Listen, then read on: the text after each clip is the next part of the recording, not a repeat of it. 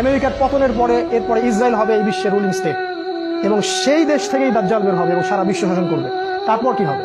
তারপরে এই মালহামাটা হবে যার কথা বললাম, অথবা এই মালহামার পরে ইসরায়েল হবে এই বিশ্বের রুলিং স্টেট। তারপরে এদেরকে প্রতিহত করার জন্য আল্লাহ রাব্বুল আলামিন মুসলিমদেরকে ঐক্যবদ্ধ করবেন। প্রত্যেকটা দেশ, প্রত্যেকটা গ্রাম, প্রতিটা জায়গায় যারা ইমানদার যুবক থাকবে, যুবকদের কথা এই জন্য বলছি তার কারণ তাদের হায়াত থাকবে ইনশাআল্লাহ, আল্লাহ চাইবে। ইমানদার ইমানদীপ্ত যুবকরা ঐক্যবদ্ধ হবে ইনশাআল্লাহ আগামী দিনগুলোতে। কার নেতৃত্ব হবে, কিভাবে হবে আমি জানি না, আমি এতটুকু জানি তারা হবে।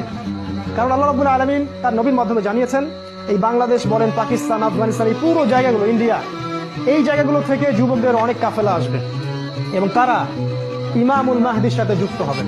আর ইমামুল মাহদিকে আল্লাহ রাব্বুল আলামিন এই উম্মার ত্রাণকর্তা হিসেবে বের করবেন, যার হাতে মুসলিমরা বায়াত করবে এবং তিনি মুসলিমদেরকে সাথে নিয়ে এদের বিরুদ্ধে যুদ্ধ করবে। এবং এই যুদ্ধে প্রথম দিকে মুসলিমরা অনেক পরাজিত অবস্থায় থাকবে, অনেক মুসলিম মারা যাবে। আল্লাহ রাসূল বলেছেন 3 ভাগের 1 ভাগ মুসলিমই শহীদ হয়ে যাবে। আমরা দোয়া করি ওদের একজন যেন আমরা হতে পারি। 1 ভাগ মুসলিম যুদ্ধের ময়দান থেকে পালাই যাবে।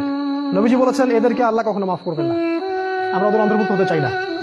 আমাদের নবীজি বলেছেন 1 ভাগ মুসলিম বাকি থাকবে, অল্প কিছু মুসলিম, আল্লাহ ভালো জানেন, অল্প কিছু মুসলিম, এই মুসলিমদের হাতে আল্লাহ পাক বিজয় দান করবে এবং ওই পশ্চিমা সভ্যতার পতন ঘটবে। আমেরিকা বলে কোনো কান্ট্রি পৃথিবীতে থাকবে না, ইসরায়েল ধ্বংস হবে, এই পুরো ব্রিটেন পশ্চিমা সভ্যতা ধ্বংস হয়ে যাবে, পৃথিবীর আয়তন কমে আসবে, টেকনোলজি গুলোও চলে যাবে, মানুষ আবার ওই ঘোড়া, ওই ঢাল, ওই তলোয়ারের যুগে ফিরে যাবে, ঠিক আগের যুগে।